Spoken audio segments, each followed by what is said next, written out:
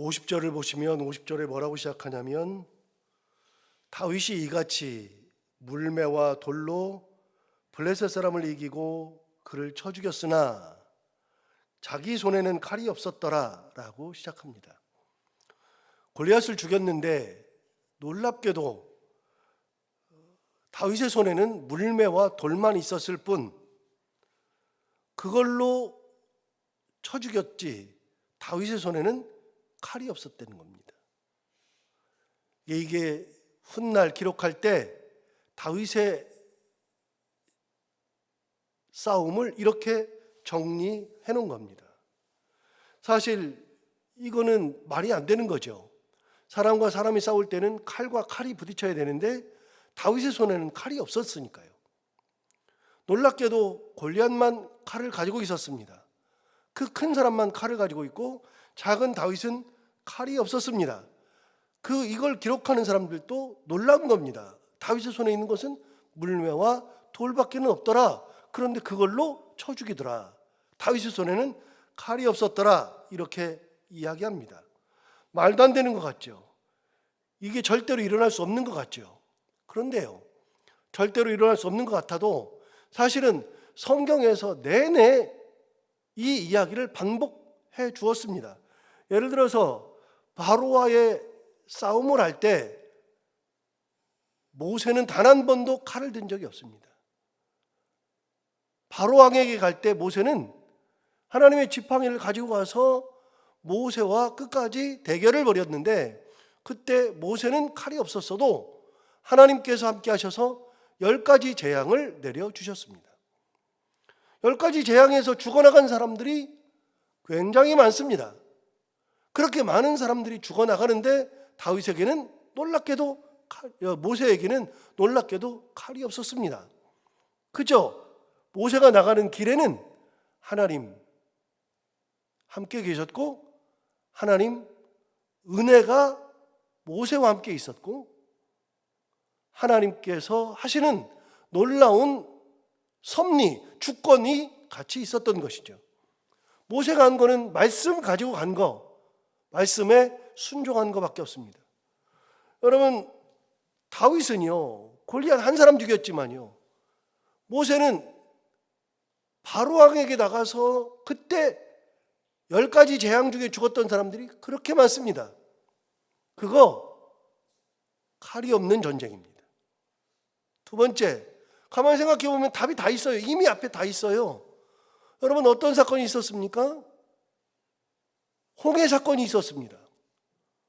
홍해에서 뒤에서 애굽의 군대가 쫓아왔는데 그래서 이스라엘 백성들은 홍해 앞에 섰는데 앞에는 바다요, 뒤는 칼을 든 이집트 군인이요.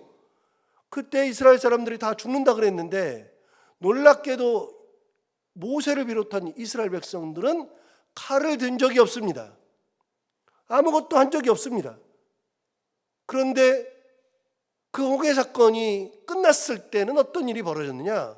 끝났을 때는 이스라엘 백성들은 홍해 이쪽에 있다가 홍해 사건이 끝났을 때 저쪽으로 건너가 있었습니다. 불가능한데 건너가 있었죠. 두 번째, 그 사건이 끝났을 때, 홍해 사건이 끝났을 때 애굽의 군인들은요 전부 다 싹 다 죽었습니다. 어디에요? 물에 수장돼서 죽었습니다. 칼을 들인 전쟁이 아니라 칼과는 아무런 상관이 없는 전쟁을 한 겁니다. 그런데 칼과는 아무런 상관이 없는 전쟁을 했는데 그런데 그 많은 사람들이 다 죽었습니다. 다시요, 다윗은요 골리앗 한 사람을 죽였는데요. 그런데 홍해 사건이 끝났을 때는요 애굽의 군인들이 다 물에 몰사했습니다. 뭘 들었습니까? 아무것도 든 적이 없습니다. 세 번째는요, 여러분 우리가 잘 아는 것처럼 세 번째는요 여리고 성이 무너질 때입니다. 여리고 성이 무너질 때 이스라엘 백성들은 칼을 들지 않았습니다. 칼을 들고 전쟁을 하려고 그랬는데 하나님께서 칼과는 상관없이 성을 도르라 그랬습니다. 하루에 한 번씩 6일을 돌고 7번째 날에는 7번을 돌으라고 했습니다. 그래서 총 13번을 돕니다. 여러분 13번을 돌고서 마지막 다 돌았을 때 제사장이 양각나팔을 불고 그리고 사람들이 와 소리를 지르라고 그랬습니다. 도대체 무슨 일이 일어나는지를 모릅니다. 그런데 하나님의 말씀대로 하루에 한 바퀴씩 돕니다. 돌을 때 이스라엘 백성들 생각 안 하겠습니까? 정상적이라면 이걸 왜 돌으라 그래? 이 사람들하고 전쟁하면 칼이지. 이 사람하고 전쟁하면 나와서 부딪혀야지. 그런데 왜 돌으라 그래? 이튿날 또 돌면서 이거 진짜 왜 돌지? 6일을 돌고 7일째는 7번씩이나 돌으라 그랬으니까 그렇게 7번씩을 돌 때 도대체 무슨 생각을 하겠습니까? 그런데 그렇게 7번씩을 돌고 양락나팔 불고 큰 함성으로 외칠 때 여리고성이 다 무너졌습니다. 거기서 살아남은 사람은 기생 라합을 비롯한 그의 가족들만 살아남았습니다. 뭘 들었습니까? 칼을 든 적이 없어요. 한 번도 든 적이 없어요. 이 모든 것들은 하나님의 역사입니다. 우리는 다윗만 물맷돌로 골리앗을 죽인 것이 대단하다고 생각하잖아요. 이미 하나님은 이런 일들을 많이 하셨어요. 그 많은 일들을. 하나님의 역사는 사람의 생각처럼 이성적이지 않다는 겁니다. 다시 말씀드려요. 지난번에 말씀드렸어요. 사람들은 이성적인 걸 따져요. 이게 이성적이냐 아니냐. 그런데 하나님은요, 우리 신앙은요, 이성적이 아니라 초이성입니다. 비이성이 아닙니다. 이성이 아닌 게 아니라 이성을 초월하는 초이성입니다. 신앙은요, 과학이 아니라 초과학입니다. 그래서 사람들은요, 도대체 저걸 왜 하냐 그래요. 왜 하냐 그래. 사람들이 지켜보면 다 왜 하냐 그래요. 왜 성을 매일 돌아? 야, 니네 뭐하러 돌아? 이상하게 왜 돌아? 사람들은요, 그렇게 말해요. 이성적으로는 그렇게 말하는 게 맞아요.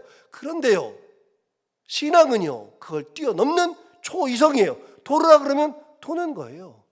그런 사건은요, 너무 많아요. 그 이후에도 있어요. 이후에도 하만이 유대인들을 다 죽이려고 했죠. 그거는 빼도 박도 못하는 겁니다. 얼마나 힘이 셌냐면 하만의 경우는 힘이 너무 세서 바로 죽이지 않고요. 언제 죽일까 하고서 제비를 뽑았잖아요. 1년을 놓고서 날짜를 제비를 뽑았잖아요. 제비를 뽑았더니 12월 13일이래요. 그때 제비를 뽑았던 때가 언제냐? 1월 13일이에요. 그러면 11개월 후를 제비로 뽑은 거예요. 11개월 후에는 너희들은 다 죽었어. 하만도 알고요. 하만의 종족들도 알고요. 유대인들도 다 알아요. 모르드게가 가장 잘 알고요. 그때 할 수 있는 게 아무것도 없어요. 11개월 후에 우리는 다 죽어요. 그런데요, 놀랍게도 11개월 후에는 무슨 일이 일어났어요? 하만을 비롯한 그 종족이 다 죽었어요. 그 전에 하만이 죽었어요. 여러분, 하만이 어디에서 죽었어요? 장대에서 죽었어요. 장대 높이 매달려 죽었는데 그 장대 누구 죽이려고 한 거예요? 모르드게 달아 죽이려고 한 거예요. 모르드게를 달아 죽이려고 그랬는데 그 모르드게가 죽은 게 아니라 그 장대 위에 누가 달려 죽었느냐? 하만이 모르드게를 잡아 죽이려고 그랬는데 모르드게가 하만을 죽여서 다른 게 아니라 모르드게는 한 게 없어요. 한 게 없고 왕이 하만을 죽인 거예요. 그런데 그 장대 높이가 성경에 나와요. 장대 높이가 몇 미터예요? 23m예요. 23m짜리 장대에 달려서 죽었어요. 그리고 자기가 제비 뽑은 날이 있어요. 12월 13일. 12월 13일. 그 12월 13일이 됐을 때 거꾸로 유대인들이 죽은 게 아니라 하만의 종족들은, 하만은 이미 죽었고 하만의 종족들이 다 죽었어요. 그런데 그날 다 못 죽이니까요. 그러니까 왕이 뭐라 그러냐면, 야, 얘네들 다 안 죽었잖아. 얘네 다 죽일 때까지 내일 또 죽여. 그래서 이틀 죽였어요. 12월 14일 날도 또 죽였어요. 그래서 여러분, 제비를 뽑다가 히브리어로 부르라 그랬잖아요. 부르인데, 제비 뽑는 게 부르인데 복수 형태가 되면, 우리는 복수가 되면요, 사람의 복수면 사람들, 물건의 복수면 물건들, 옷의 복수면 옷들이죠. 우리는 들을 붙이잖아요. 히브리어는요, 임을 붙여요. 임을. 그래서 부르에다가 임을 붙이니까 부림이 되는 거예요. 그래서 부림절. 이거 에스더 저기 어디 나오죠? 거기 나오는 거예요. 에스더에 나오는 거예요. 에스더서에 나오는 거예요. 마지막 전에 부림절이라고 했다. 제비를 뽑았는데 하루만 뽑았으니까 불인데 이틀을 죽였으니까 불임이 되는 거예요. 여러분, 이런 사건은요 너무 많아요. 너무나도 많아요. 하나님의 역사는 그런 거예요. 다윗에게 칼이 없었다? 여러분, 칼이 없었던 것이 대단한 거예요. 그런데 보니까요, 하나님의 역사는 이 칼이 없었다는 거, 이거는 아무것도 아니에요. 골리앗 죽인 걸 가지고 뭘 그렇게 호들갑을 떨까? 그게 아니에요. 그거는 아무것도 아니에요. 그 전에 너무나도 많은 사람들이, 진짜 많은 사람들이 애굽에서 죽었고, 홍해 건너다 죽었고, 여리고 성에서 죽었고, 그 다음에 하만과 그의 일당들이 다 죽임을 당했어요. 이틀 동안 죽이기도 했어요. 불임절이 바로 그날이니까요. 하나님의 역사는 그래요. 우리가 생각하는 생각을 넘어서시는 분이 하나님. 그래도 과학을 넘어서는 분이 하나님. 여러분, 과학적으로는요 아무것도 설명이 안 되는 것 중에 하나가 천지창조잖아요. 천지창조가 어떻게 돼요? 빛이 있으라 하심에 빛이 있었다 그랬어요. 여러분, 하나님께서 빛이 있으라 그랬어요. 빛이 있으라 그러는데 무슨 빛이 있어요? 그런데 빛이 있으라 그러면 빛이 있었대요. 나무를 만드셨어요. 바다를 만드셨어요. 여러분, 별을 만드신 분은 하나님, 해를 만드시고 이 땅을 만드신 분이 하나님. 그래서 천지창조의 하나님. 말이 안 돼요. 그런데 하나님은 하시는 거예요. 하나님의 역사는 그렇게 일어나는 거예요. 저는 가장 놀란 것 중에 하나가 이런 거 말고요, 사람을 화해시키는 하나님, 사람의 마음을 어루만져서 화해시키는 하나님, 이게 진짜 대단하다고 생각하는 게요, 여러분 한번 싸워봐요. 그 사람하고 화해가 되나? 저도 얼굴 안 보는 사람이 지금 있어요. 지금 십몇 년째 안 보는 분이 계셔요. 절대로 못 봐요. 지금도 못 봐요. 만약에 그분이 옆에 서 있다 그럼 저는 여기 안 있어요. 그런 분이 있어요. 그런데 사람이 화해가 진짜 어려운 거예요. 너무나도 어려운데, 그런데 20년 넘게 동생을 죽이겠다고 칼을 갈았던 에서의 마음을 바꾸신 분이 하나님이에요. 그 형의 마음을 돌려보겠다고 야곱이 자기의 재물을 막 보냈어요. 형한테 미리 특사를 해서 형한테 보냈어요. 자기 예물 받고 마음 좀 풀으라고, 내가 했던 거 용서해달라고 자기의 예물을 다 많이 보냈어요. 자기 종들을 막 보냈어요. 여러분, 그런데 에서가 마음을 안 풀어요. 제가 봐도 안 풀어요. 왜요? 이거 20년 동안 내가 이거 죽이려고 그랬는데 그게 문제가 아니라요. 에서는요 그런 재물을 받고 기뻐할 정도의 그런 사람이 아니에요. 왜요? 에서가 나중에 야곱을 죽이려고 할 때 몇 명의 군사를 데려왔어요? 400명 데려왔다고요. 400명을 군사를 데려왔는데 그 성경에 뭐라고 돼 있어요? 자기 집에서 길리운, 자기 집에서 개인 사병이에요. 사병. 우리가 흔히 말하는 사병. 개인 집에서 매일매일 훈련시킨. 여러분, 400명을 먹이려고 해봐봐요. 삼시세끼를. 그걸 훈련을 시킨다고요. 여러분, 훈련하는 사람들은 밥을 조금 먹어요? 많이 먹어요? 이게 상상이 안 되는 거예요. 자기 집에서 숙소도 있어야 되잖아요. 월급도 줘야 되잖아요. 식사를 계속 담당해 줘야 되잖아요. 그거를 계속 해가지고 400명으로 늘린 거예요. 400명이 한두 명이 아니에요. 한두 명만 해도요, 우리 영세하신 분들은요, 영세업자들은요, 자기 직원 1명, 2명, 그것도 감당이 안 되는 분들이 있어요. 직원 월급도 안 돼요, 그게. 근데 400명이에요. 군사 400명을 자기 집에서 길렀어요. 그러면 에서가 돈이 많다, 적다? 많다. 얼마큼 많다? 어마무시 많다. 에서가 돈이 엄청 많아요. 성경을 가만히 보세요. 연구하다 보면은요, 에서는요 돈이 많은 사람이에요. 그런 에서에게 야곱이 자기 재산 양 얼마나 된다고요? 그거 가지고서 와가지고 그걸 띄어내가지고 조금 띄어내가지고 형 이거 받으세요. 이거 받고 용서해 주세요. 그러면 용서하겠냐고요? 안 한다니까요. 그러니까 안 돼요. 아무리도 안 돼요. 그러니까 나중에 어떻게 해요? 형이 와서 우리를 죽일 때 우리 다 죽으니까 우리 일단 3단으로 나누자. 그래서 자기 식구들을 3단으로 나눴잖아요. 자기 부인 라헬, 자기 부인 레아, 그리고 자기 부인 라헬과 레아의 몸종들 둘, 그리고 그 자식들. 그래서 가장 사랑하지 않는 두 몸종과 자식 넷, 걔네들을 맨 앞에다 앞세웠잖아요. 6명을. 그리고 니네부터 죽어. 만약에 이 예서가 죽일 때 너희부터 죽어 그랬잖아요. 그 다음 누구 앞세웠어요? 레아와 그 자식들. 그래서 7명을 앞세웠어요.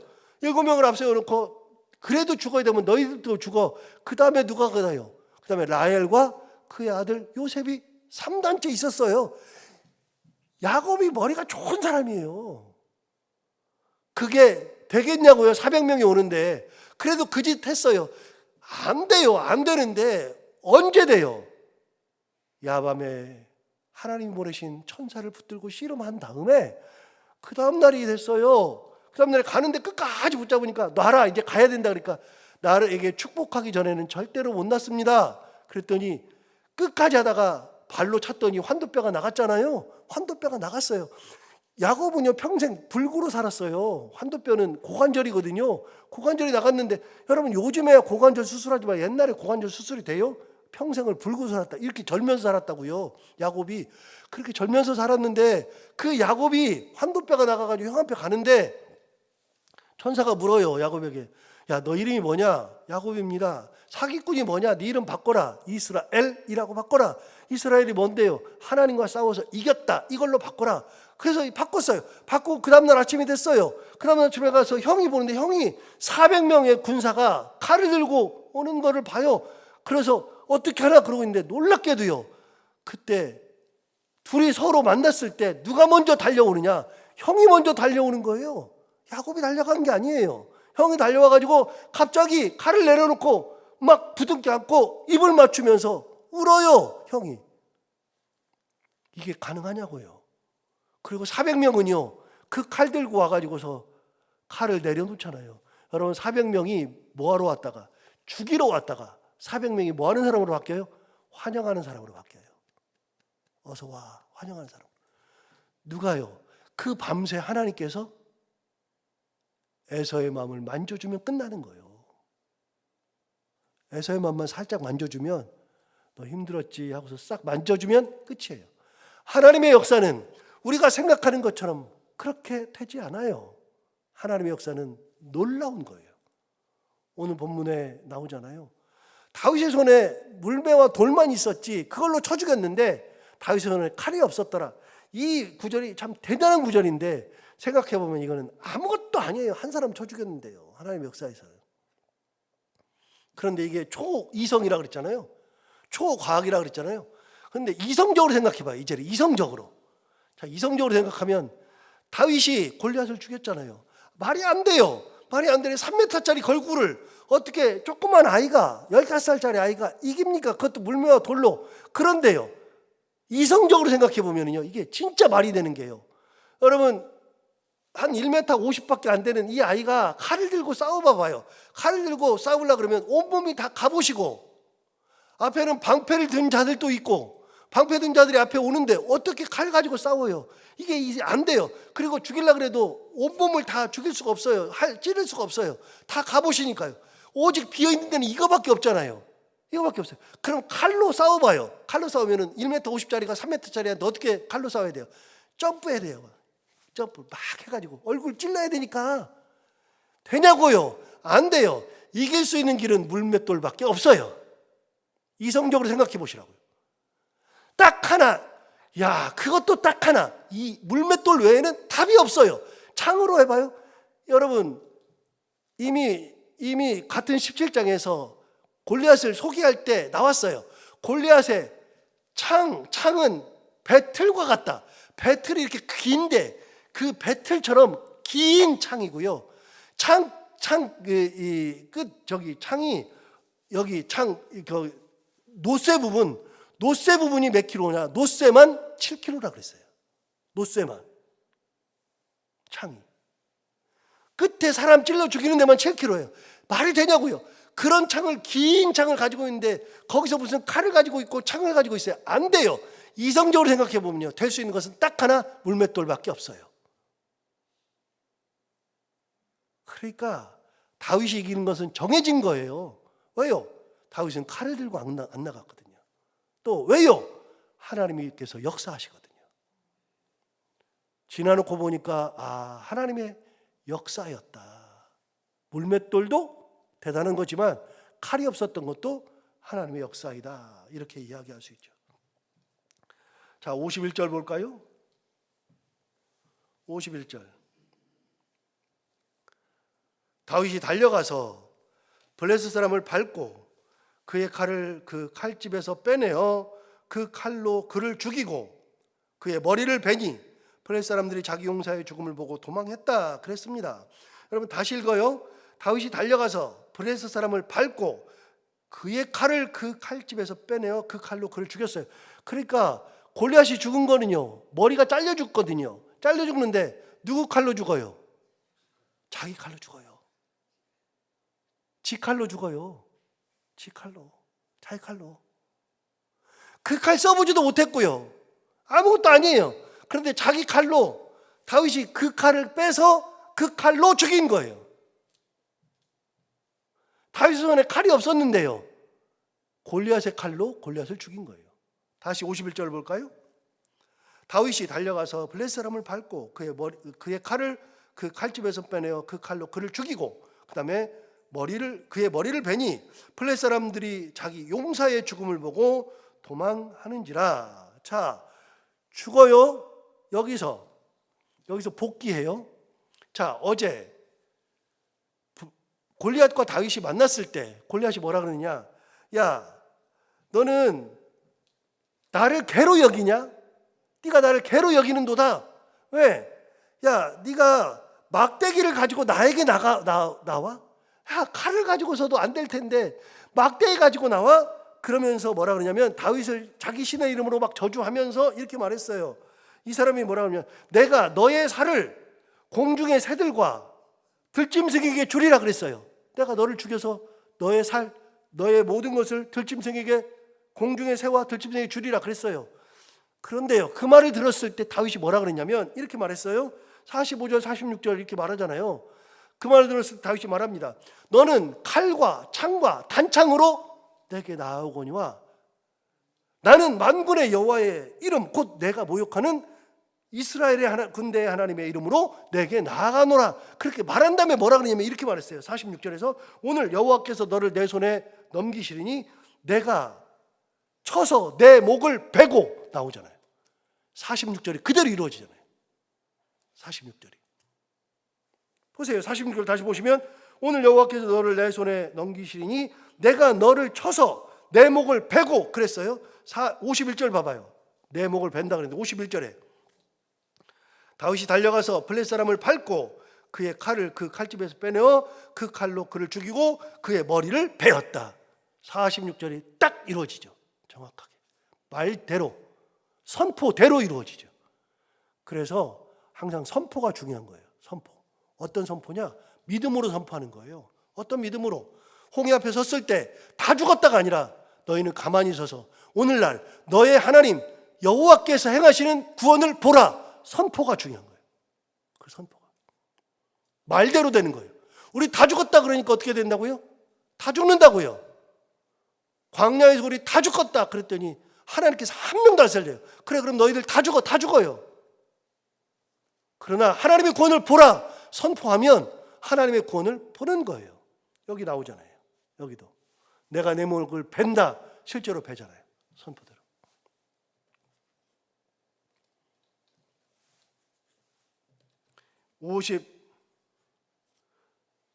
(51절부터) 보시면 이제 그런 내용이 쭉 나오죠.